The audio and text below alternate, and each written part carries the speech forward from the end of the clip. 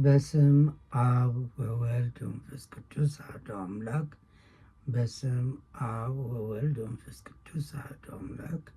በስም አብ ወወልድ ወመንፈስ ቅዱስ አሐዱ አምላክ አሜን። በባህሪው ሞት በመንግስቱ ሽረት የሌለበት ቅድመ ዓለም የነበረ ይህንን ዓለም በካህሊነቱ የፈጠረ በቸርነቱ ዓለምን ያዳነ በቸርነቱ የሚጠብቀን ቸሩ ፈጣሪያችን ክብር ምስጋና ይድረሰው። ስላደረገልን የደህንነት ሥራ፣ ስለ ትዕግስቱ፣ ስለ ምሕረቱ ሁሉ ከባሕሪ አባቱ ከአብ ከባሕሪ ሕይወቱ ከመንፈስ ቅዱስ ጋር አንድ ለምትሆን መንግሥቱ ክብር ምስጋና ይግባው አሚን። ለቤዛዊተ ኩሉ ለእናታችን ለቅድስት ድንግል ማርያም ወላዲት አምላክ ምስጋና ይድረሳት። ለቅዱስ መስቀሉ ክብር ይሁነውና እግዚአብሔር ፍቃዱ ሆኖ ለዚች ቀን ደረስኩኝ። መልእክቴን ባሰብኩት ጊዜ ባይሆንም ዛሬ ከስር በኋላ እፊታችሁ ቀርቤያለሁ። እንግዲህ እግዚአብሔር ክብር ይመስገን። እግዚአብሔር ክብር ምስጋና ይድረሰው። ለእግዚአብሔር ክብር ምስጋና ይድረሰው። ክብር ምስጋና ለእግዚአብሔር ሁኑና እንኳን ለፋሲካ በዓል እንዲያውም ለዳግመ ትንሣኤ ያደረሳችሁ። በወቅቱ ባለለ ምስር ላይ ስለነበርኩ ዛሬ ግን ፊታችሁ ቀርቤያለሁ። ልብ በሉ። በዘመነ ዮሐንስና በዘመነ ማቴዎስ መካከል የተደረገው ቅብብል ሲሆን ከዘመነ ማቴዎስ ወደ ዘመነ ማርቆስ የተደረገው ሽግግር ስለሆነ ይኸው በዘመነ ማርቆስ በወርሃ ሚያዝያ ፊታችሁ አለው። ክብር ለሥላሴ ይሁን። የዛሬን ሰዓት፣ ይችን ሰዓት፣ ይችን ቀን፣ ይችን ሰዓት፣ ይችን ደቂቃና ጊዜ ለሰጠን እግዚአብሔር ክብር ምስጋና ይድረሰው። ውድ ወገኖቼ፣ ለእኔ ተናጋሪ አንደበት፣ ለእናንተም ማስተዋል የታከለበት እዝነ ልቦና ፍቅረ ኢትዮጵያዊነት ይስጥልኝ ቸሩ መድኃኔዓለም። ከዚህ በኋላ የማቀርባቸው ውስን መልእክቶች ቢሆኑም ዓለምና የዓለም ጉድ እንግዲህ ከጉዱ ወደ ጉዱ ነው የምንሸጋገረው። ይህ መልእክት ጥቅምት 05 2018 የተላለፈው ውስጥ ቀንጨብ ብዬ የዓለም ሁኔታ ወደኋላ አስተያሳያችኋለሁ። ዛሬ ካለፈው ከጥቅምት መልእክቶች በኋላ ብቅ ስል ዓለም ያለበችበትን እንድትመለከቱ በጸሎት እንድትተጉ እግዚአብሔር በፈቀደ ቀን ስለ መጪው የኢትዮጵያ ምስጢራዊ ጊዜያቶች የተከናወኑትንም ሆነ የእግዚአብሔርን ቀን ሲደርስ የሚከናወኑትን በግልጽና በምስጢር የተመለከትኩትን የተነገረኝን አቀርባለሁ። እግዚአብሔር ክብር ምስጋና ይድረሰው። ክብር ለአጋዕዝተ ዓለም ሥላሴዎች። ዓለምና ሀገራችን የሚያጋጥማት ብዙ ምስጢራት ነው። እግዚአብሔር እንግዲህ በቸርነቱ በመሐሪነቱ በይቅር ባይነቱ ይጠብቀን። መምህር ሁልጊዜ መጥፎ ነገር ታወራለ፣ ጥሩ ነገርም ይወራል። ክብር ለሥላሴዎች። ዓለም ተተራምሳ ነበረ። እንግዲህ እኔ ስር በነበርኩበት ሰዓት የዓለምን ሁኔታ ባልከታተልም እንደተተራመሰችና አሁንም እስከ ሰኔ አጋማሽ ድረስ ዓለም የምትጨመላለቅበት ጊዜ ውስጥ ነው ያለ ነው። እንግዲህ እንዲህ ነው እንደዛ ነው ብዬ አላላችሁም። እንግዲህ እዚህ ላይ ልብ ወገኖቼ፣ እኔ ጭንጋፍና ኃጢአተኛ ያንኩትን እግዚአብሔር እስከ ኃጢአቴ ያኖረኝ በመሆኑ ክብር ለአጋዕዝተ ዓለም ሥላሴዎች ይሁን። እግዚአብሔር ኃጢአትን ይወዳል ማለት አይደለም። የሰው ልጅ እያወቀ በድፍረት ሳያውቅ በስህተት ኃጢአትን ያደርጋል። እንግዲህ ልብ በሉ፣ ከዳር ወር ጀምሮ የዓለም ፈተናና ችግር ቢያጋጥመኝም ሞት አግጠው ቢመጣም እግዚአብሔር የነገረኝን ከማስተላለፍ ወደኋላ አልልም።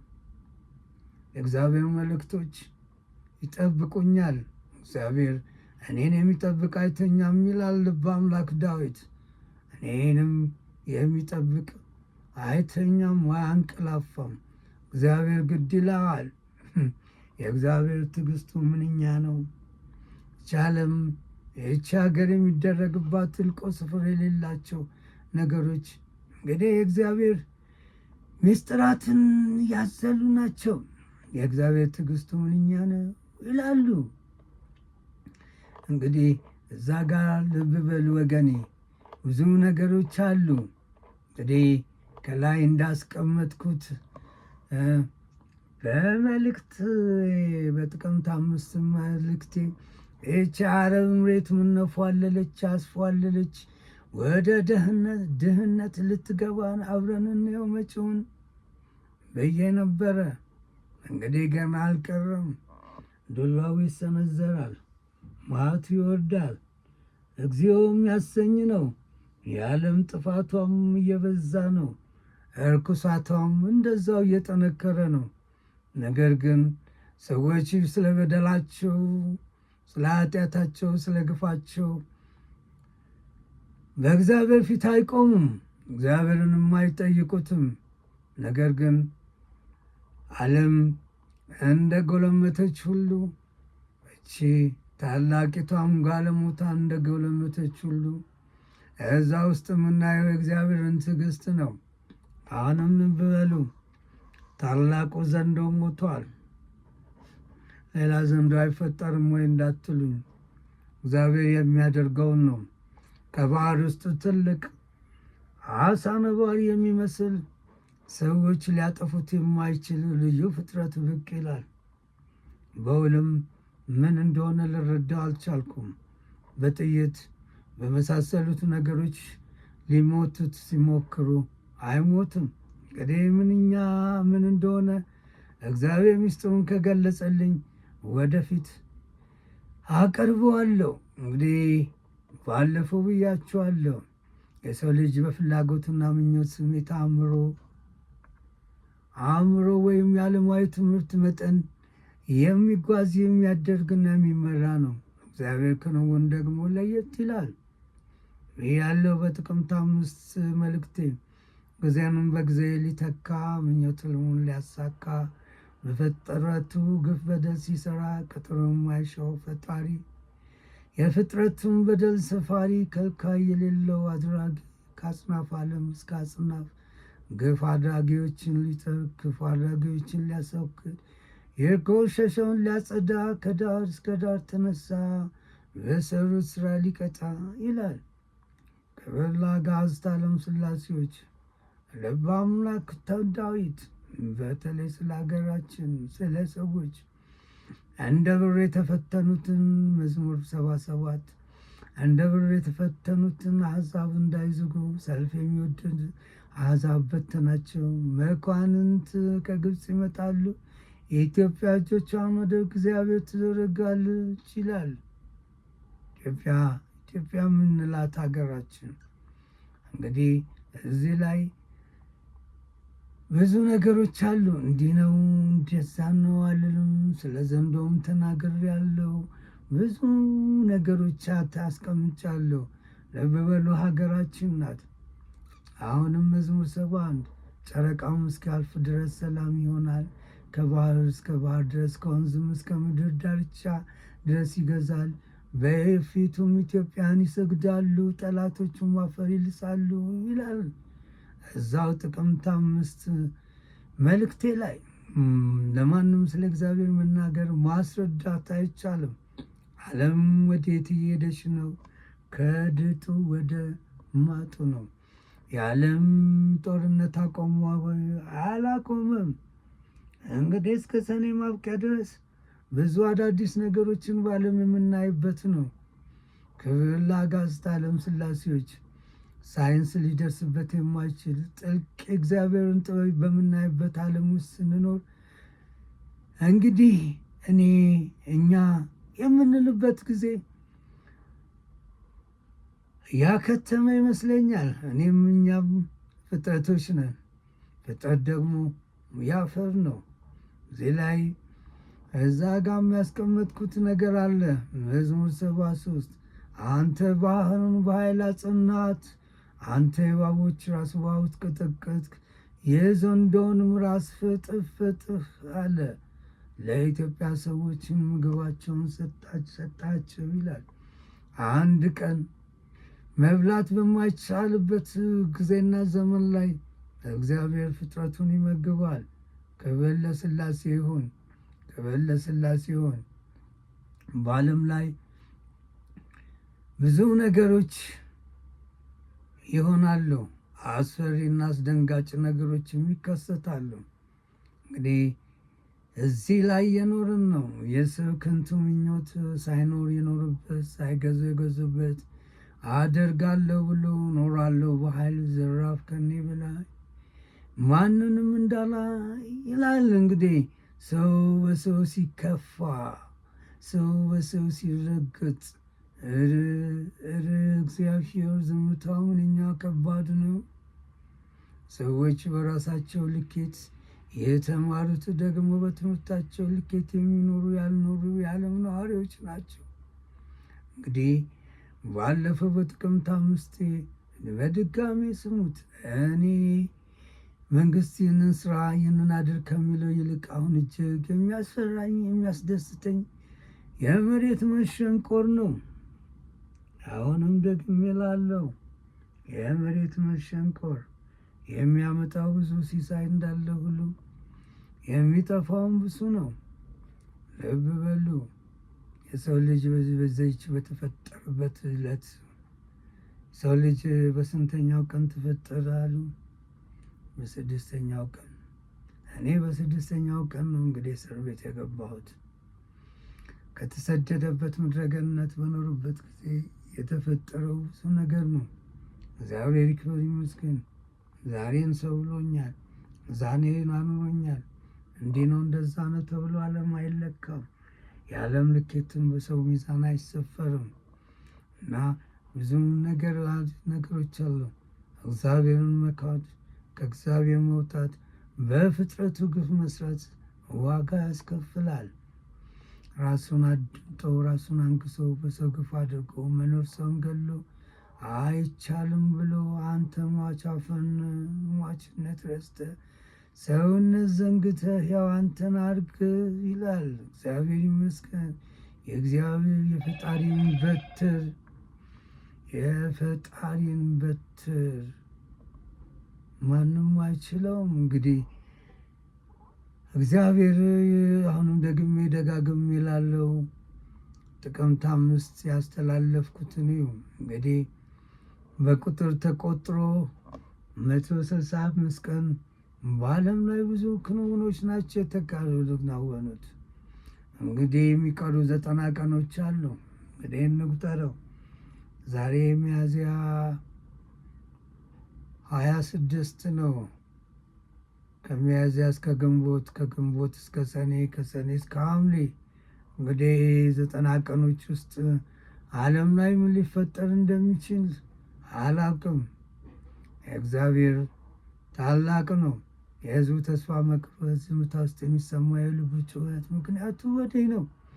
እግዚአብሔር ዝም ሲል የማያመስሎናል። ንጉሱም መስሎታል። አባቶች አጥፍተው ይወቁት ብሎ ነው። በመሪዎች ትዕቢት ምሕረት ላይ ኖረው ውሳኔ የሌለውን ውስን ያደርገዋል። መመለሻ ያለው ማካካሻ ጭምር የቅጣት ጅራፉን በዓለም ላይ በዘመነ ማርቆስ እንግዲህ እኒዮ አዲስ ምዕራፍ ነው። ክብር ለአጋዕዝተ ዓለም ሥላሴዎች። እንግዲህ ምንም እንዲህ ነው እንደዛ ነው ብዬ የማስቀምጠው ነገር የለም። በዓለም ላይ ሁሉም ነገር ዜሮ በሚሆኑበት በዚህ ወቅት መሪዎች ባሰሩት ጥፋት ወይም ባደረጉት ነገር የሚያካትታቸውን የሚያጋጥማቸውን አብረን እንይ። መሪዎች ስንል የኢትዮጵያ መሪዎች ብቻ አይደሉም፣ የዓለም መሪዎች ናቸው።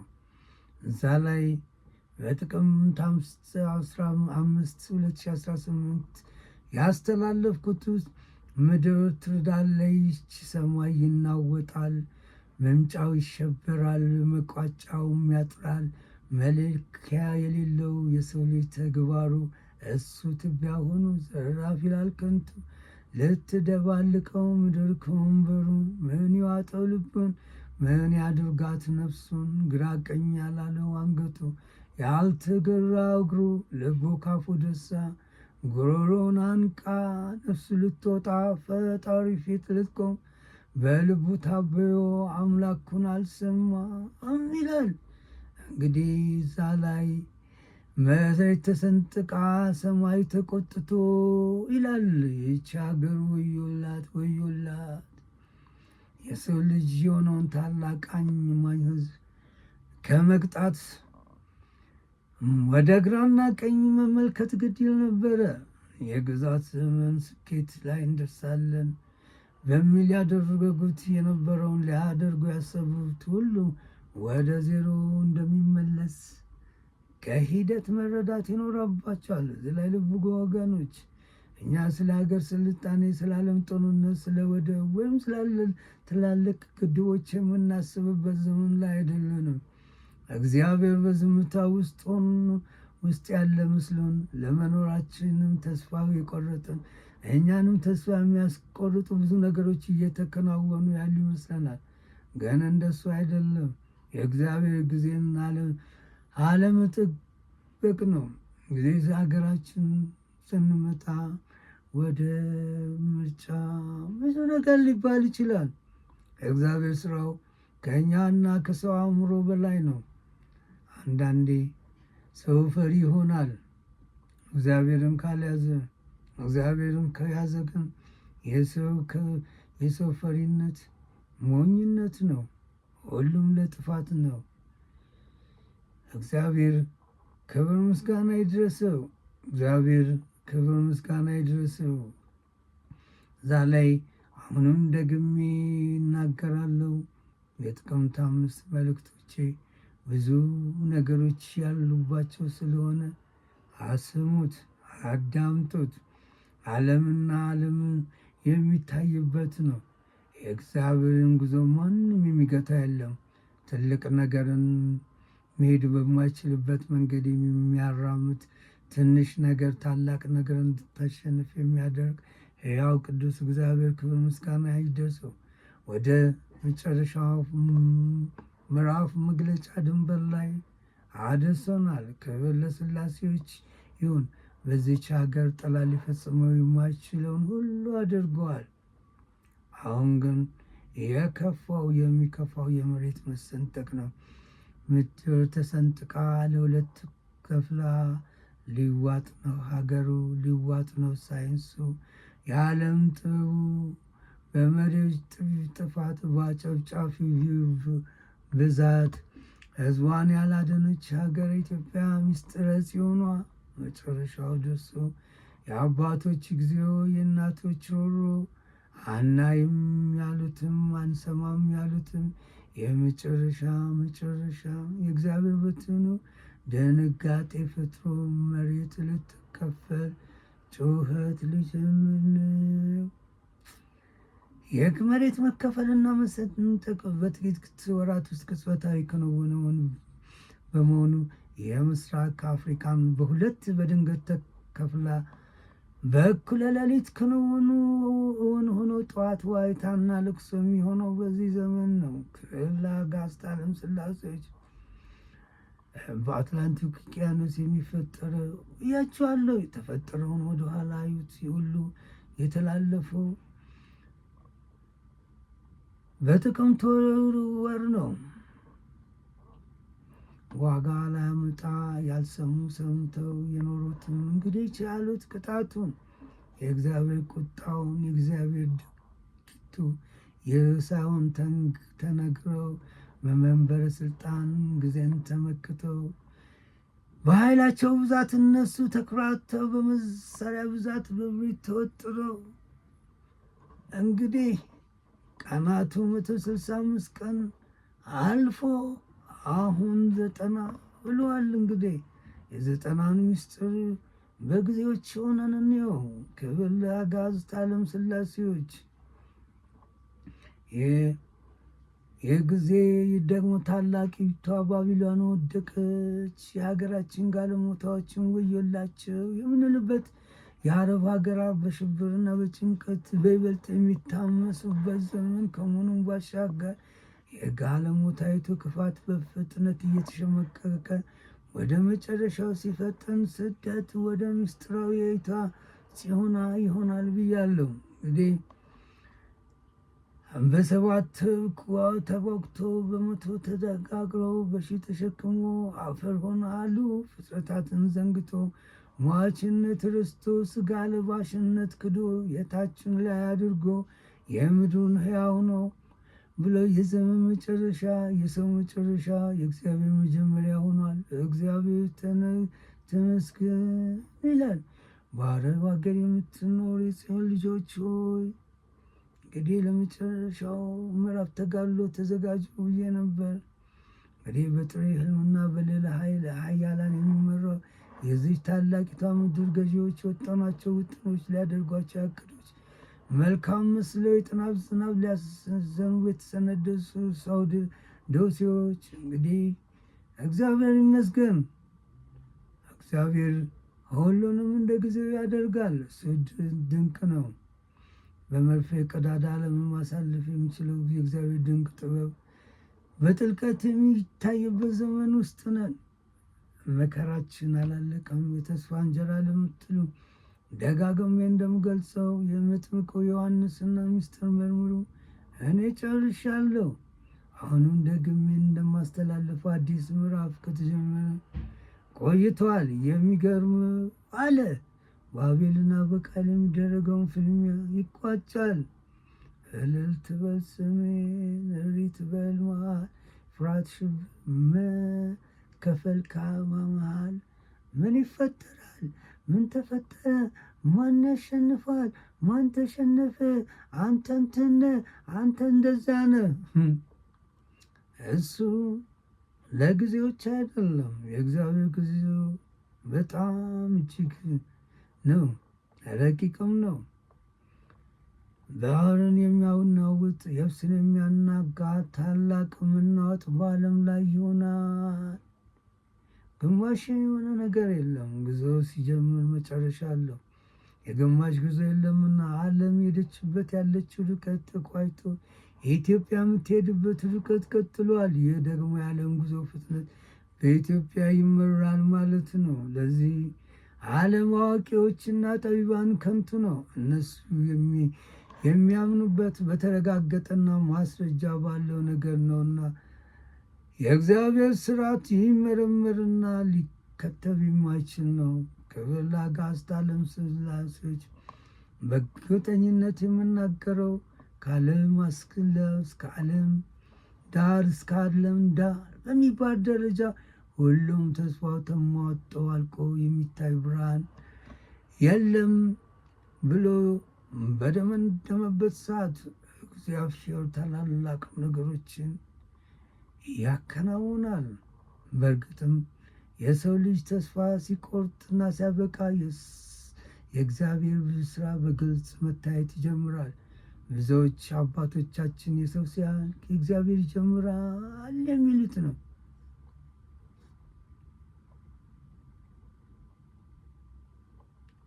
እንግዲህ ውድ ወገኖቼ ከእንትን በኋላ ከስር በኋላ ዛሬችን መልእክት አስተላልፋለሁ። እግዚአብሔር ፈቅዶ ስለ ዘንዶና ስለሚሆነው ነገር በሚቀጥለው መልእክት ያስተላልፋለሁ። ብር ምን ያህል ስራ እንደሚሰራ ያወቅኩበት ጊዜ ነው። እኔ ደሃ ነኝ፣ በጸጋ ግን ክብር ለአጋዕዝተ ዓለም ሥላሴዎች፣ ክብር ምስጋና ለእግዚአብሔር ይሁን።